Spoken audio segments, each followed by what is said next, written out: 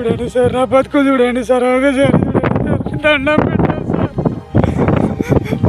కాపాడండి సార్, కాపాడండి సార్.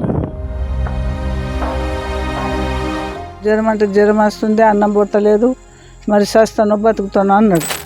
ముగ్గురు పిల్లల్ని నిడిచిపెట్టేసిపోయింది. మంచిగా చదువుకో అని చెప్పిండు అంతే. తమ్ముడు హాస్టల్, నేను హాస్టల్, చెల్లి ఒక్కతి వికలాంగం. నిర్మల్ జిల్లా బైంసా మండలంలోని తిమ్మాపూర్ గ్రామానికి చెందిన మొండొల్ల సుధాకర్ గత 15వ తేదీ నాడు మరి బహ్రెయిన్ దేశంలో ఆయన అక్కడికి ఉపాధి నిమిత్తం వెళ్ళి మరి అక్కడ ఇబ్బందుల కారణంగా ఆయన ఆత్మహత్య చేసుకున్న విషయం తెలిసిందే. అయితే ఈ విషయానికి సంబంధించి మనం ప్రస్తుతం తిమ్మాపూర్ గ్రామంలో వారి నివాసాన్ని వద్ద వచ్చాం. మరి అక్కడ మరి వాళ్ళ కుటుంబ సభ్యులు ఏమంటున్నారు, మరి అక్కడ పరిస్థితి ఎలా ఉందనేది తెలుసుకునే ప్రయత్నం చేద్దాం.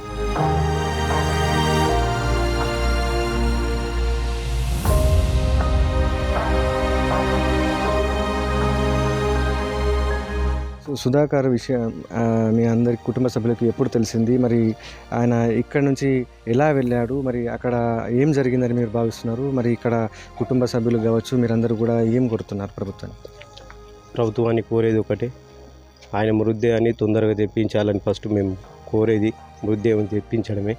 సుధాకర్ అనే వ్యక్తి ఇంతకుముందు ఒక 1 year బ్యాక్ ఏజెంట్ పంపడం జరిగింది దుబాయ్కి. ఆయన 3 నెలలకే వీజా ఇచ్చి తిరిగి మరీ వచ్చిండు. అప్పుడే బాధపడ్డాడు, అరే నాకు వీజా కొట్టలేదు, ఆ వీజా కొట్టకపోవడం వల్ల నేను 3 నెలలకే తిరిగి వచ్చినాడు, పని లేదని చెప్పిండు. మళ్ళీ నాకు పంపిస్తా అన్నాడు, పంపిస్తా అని చెప్పి మళ్ళీ బేరాని పంపిండు. 6 months అవుతుంది.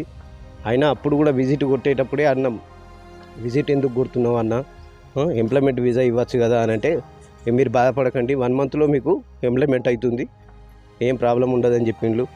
ఇంప్లిమెంట్ చేయలేదు. 6 months గడిచిపోయింది.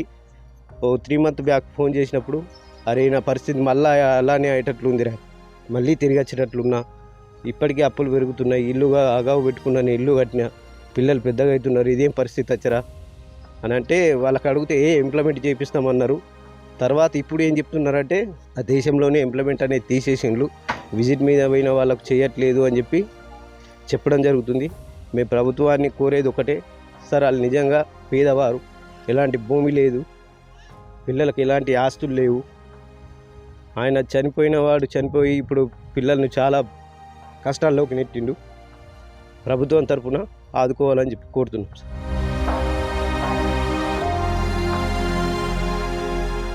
చెప్పండి అమ్మా, మీ ఆయన ఇక్కడ నుంచి బయట దేశం వెళ్ళేటప్పుడు మీతో ఏం మాట్లాడిండ్రు, తర్వాత ఎప్పుడైనా మీకు మధ్యలో ఫోన్ చేశారా, ఏమైనా విషయాలు చెప్పారా మీకు?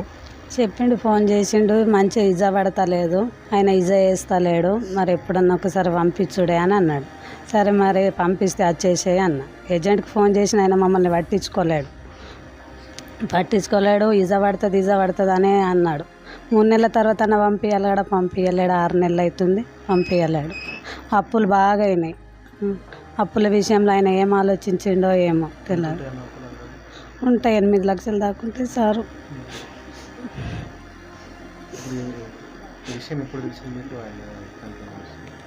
నాకు శనివారం నాడు తెలిసింది. ఎవరు ఫోన్ చేయలేరు, మా ఊరిలో చెప్పిండ్రు, నాకు ఎంటీసీ చెప్పిండు, మా వాళ్ళు చెప్పిండ్రు. మీరు హెల్ప్ చేస్తే ఏమైనా చేస్తే సార్, మీరు ఆదుకుంటేనే కదా మాది ఏదన్నా నడుస్తుంది, మీరు ఆదుకోకుంటే మాకేం నడుస్తుంది. వికలాంగు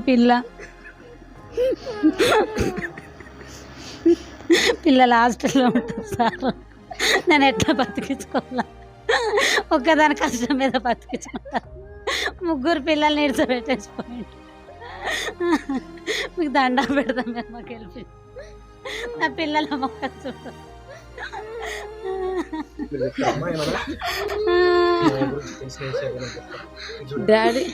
డాడీ నాకు లాస్ట్ మాట్లాడింది 2nd Saturday, అంతకు మించి నాకు ముందు ఎప్పుడు మాట్లాడలేదు, నేను ఎప్పుడు హాస్టలే. డాడీ నాకు చెప్పేది ఏం లేదు, మంచిగా చదువుకో అని చెప్పిండు అంతే. తమ్ముడు హాస్టల్, నేను హాస్టల్, చెల్లి ఒక్కతి వికలాంగం. మమ్మీ చెల్లె ఇంటి దగ్గర ఉంటు, చెల్లెతోటి మాట్లాడింది ఏమో ఇక నాకు తెలియదు. డాడీతో లాస్ట్ మాట్లాడింది నేను 2nd Saturday అంతే. మంచిగా ఉండు, మంచిగా చదువుకో అన్నాడు అంతే సార్. సరే మంచిగా ఉన్నట్టు మంచిగా ఉన్నా అన్నాడు, అంతే సార్, ఏం మాట్లాడలేదు. కుటుంబ సభ్యులు మరి ఎంతో ఆవేదనతో మరి వారి తండ్రి మరి చెప్తున్నటువంటి పరిస్థితిని కూడా పిల్లలు కూడా చెప్పారు. మొత్తానికి ఆ యొక్క తండ్రి లేని బాధను ఆ పిల్లలు, భార్య కూడా తాను ఎంతో ఆవేదనకు గురవుతూ మరి చెప్తున్నటువంటి పరిస్థితి. అయితే మొత్తానికి ఆ కుటుంబంలో ఒక విషాద ఘటన ఇది నెలకొంది. మరి ముగ్గురు పిల్లల్లో మరి మరి మొదటి అమ్మాయి ఇంటర్ చదువుతోంది, రెండవ అమ్మాయి హ్యాండిక్యాప్డ్ ఉంది, ఆమె కూడా 8వ తరగతి చదువుతోంది. తర్వాత చిన్న తమ్ముడు ఉన్నాడు, ఆయన కూడా 7th క్లాస్ చదువుతున్నాడు.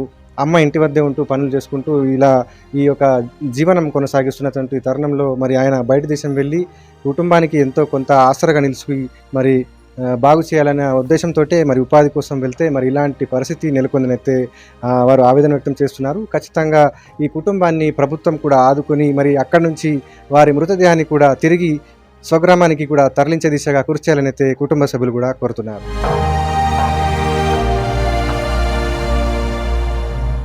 గత వారం రోజుల క్రితమే మరి రువి గ్రామానికి చెందినటువంటి రాథోడ్ నామదేవ్ వాట్సాప్లో ఆయన వీడియో పోస్ట్ చేశారు. మరి ప్రస్తుతం ఆయన కుటుంబ సభ్యులు మరి ఆ గ్రామంలో మరి వారి వద్ద ఉన్న మనం వాళ్ళని తెలుసుకుందాం. అమ్మ చెప్పండి, నామదేవ్ గారు ఎప్పుడు వెళ్ళారు, మీకు ఏమని మెసేజ్ చేశారు, అక్కడ ఏం కష్టాలు ఉన్నాయి ఆయనకు?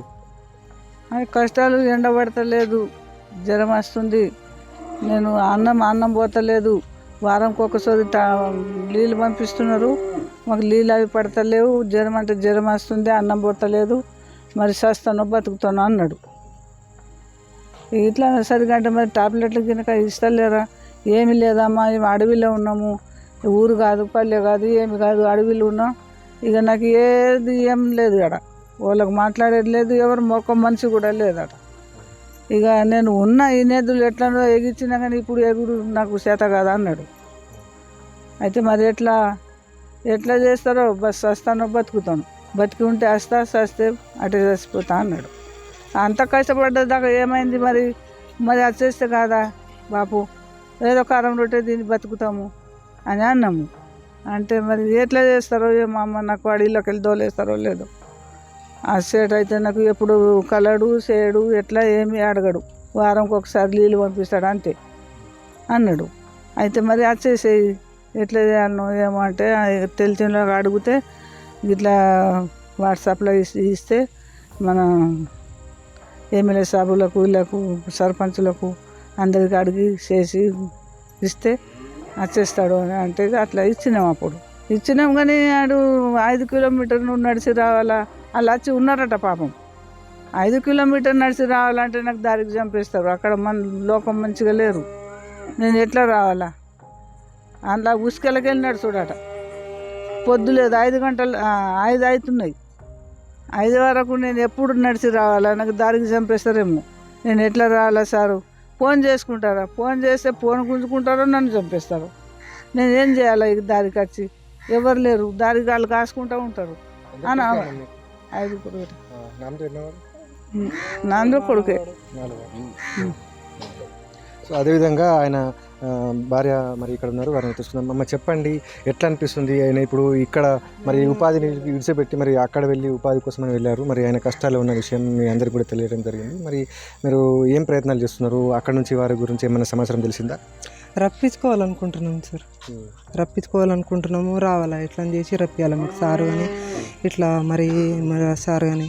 ఎట్లా జరిగిందట అంటే ఏం జరిగిందన్నట్టు ఆయన వెళ్ళేటప్పుడు? అంటే వెళ్ళేటప్పుడు ఏం జరిగిందంటే కినింగ్ అనేది వదులుకుపోయిండు కదా, కినింగ్ అనేది వదులుకుపోయి మళ్ళీ ఏం చేసిండంటే అక్కడ పోయిగా డూప్లికేట్ వీజా కనుక ఇచ్చిండట, వాళ్ళు ఇచ్చి ఇట్లా కొట్టుకుంటా కనుక అట్లా తోలేస్తుండట. జ్వరం వస్తుంది నాకు ఫోన్ అంటే కొట్టుకుంటా తోలుకపోతున్నాడు.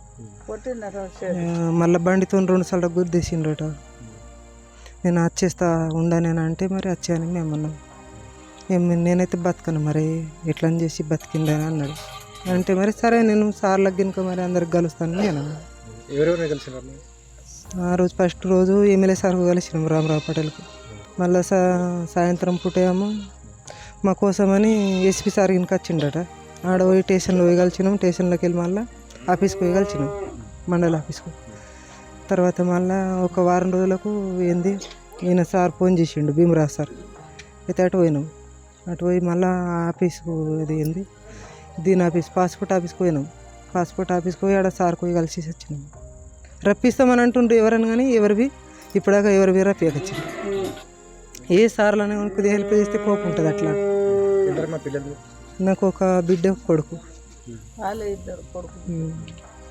ఏం చేస్తావు ఇక ఇట్లా మా ఏమైనా ఉన్న బతుకు కాదు ఏం కాదు, ఇట్లా పోయి ఏదైనా ఒకటి చేసుకొని బతుకుదాం అనుకుంటే ఇట్లా అవుతుంది.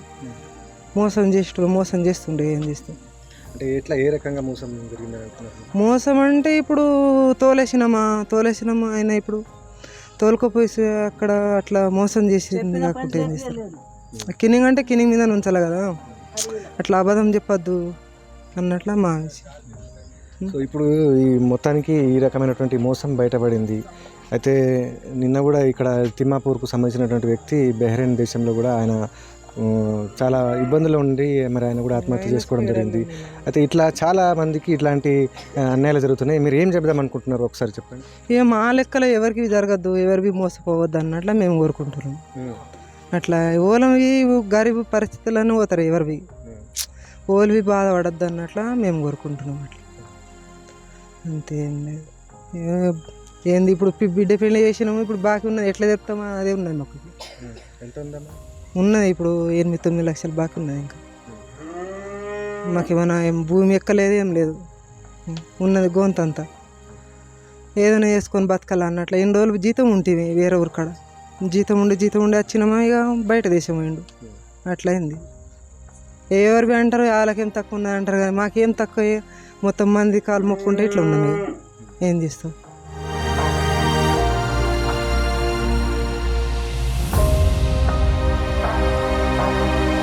మన ఉత్తర తెలంగాణ చూసుకున్నట్టయితే గల్ఫ్ కార్మికులు చాలామంది ఉంటుంటారు. అయితే వాళ్ళు ఉద్యోగరీత్యా అక్కడ పోయినప్పుడు అనేక ఇబ్బందులు పడుతున్నారు. ముఖ్యంగా ఏదైతే గల్ఫ్ పోయేటప్పుడు ఇక్కడ ఏజెంట్లు కానీ బ్రోకర్లు అనుకునేవండి వాళ్ళకు టూరిస్ట్ వీసాలపై పంపించడం జరుగుతూ ఉన్నది.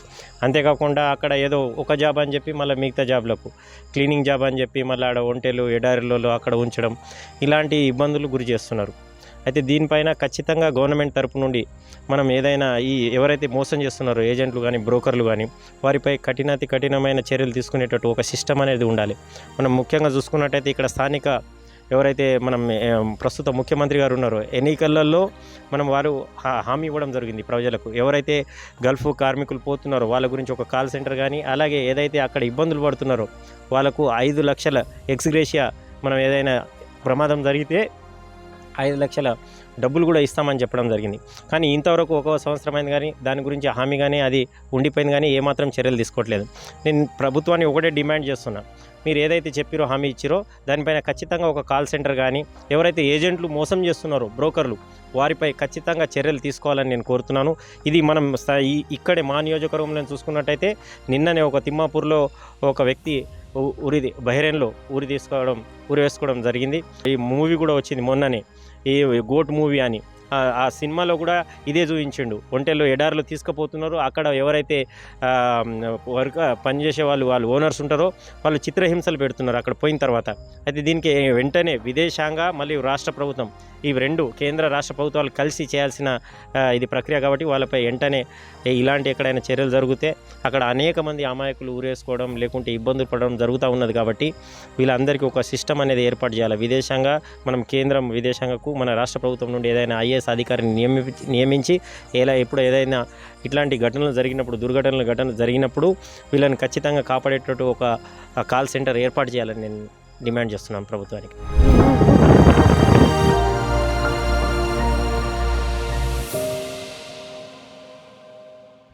తిమ్మాపూర్కు సంబంధించినటువంటి వ్యక్తి సుధాకర్ మరి బహ్రెయిన్ దేశంలో మరి అక్కడ ఇబ్బందులకు గురి కావడంతో మరి ఆయన అక్కడ చనిపోవడము, ఆత్మహత్య చేసుకోవడము, తర్వాత కుటుంబ సభ్యులైతే ఎంతో ఆవేదన వ్యక్తం చేశారు. అయితే వారికి మరి ప్రభుత్వం కూడా అన్ని విధాలా ఆదుకునేలా చర్యలు తీసుకోవాలి. మరి ఆ కుటుంబ సభ్యులను కూడా మరి పిల్లల్ని కూడా ఆదుకునేలా మరి చర్యలు తీసుకోవాలని అయితే మరి స్థానికులు కూడా డిమాండ్ చేస్తున్నారు. అయితే మనం ఇక్కడ ఉన్నటువంటి ఏదైతే రువి గ్రామానికి సంబంధించినటువంటి రాథోడ్ నామదేవ్ కూడా మరి ఆయన కువైట్ దేశంలో మరి గత వారం రోజుల క్రితమే ఆయన వాట్సాప్లో ఒక వీడియో పోస్ట్ చేయడం జరిగింది. తనకు అక్కడ చాలా ఇబ్బందులు ఉన్నాయి, తనని ఒక పని అని చెప్పి తర్వాత ఎడారిలో ఒంటలు మేపించడానికి అక్కడికి తీసుకెళ్ళి చాలా ఇబ్బందులకు గురి చేస్తున్నారని అయితే ఆయన చెప్పడం జరిగింది. అయితే కుటుంబ సభ్యులు కూడా మరి ఇక్కడ ఎంతో ఆవేదన వ్యక్తం చేస్తూ మరి వారిని కూడా తిరిగి రప్పించే దిశగా ప్రభుత్వం కృషి చేయాలి, ఎలాంటి పరిస్థితులైనా సరే తమని ఆదుకోవాలి అని చెప్పేసి అయితే కుటుంబ సభ్యులు కూడా కోరుతున్నారు. అయితే మొత్తానికి ఈ యొక్క గల్ఫ్ బాధితులను ఇబ్బందులకు గురి చేస్తున్నటువంటి ఏదైతే ఆ యొక్క బ్రోకర్లు తర్వాత ఏజెంట్లు ఏదైతే ఉన్నారో వారందరూ కూడా విజిట్ వీసాల పేరిట మరి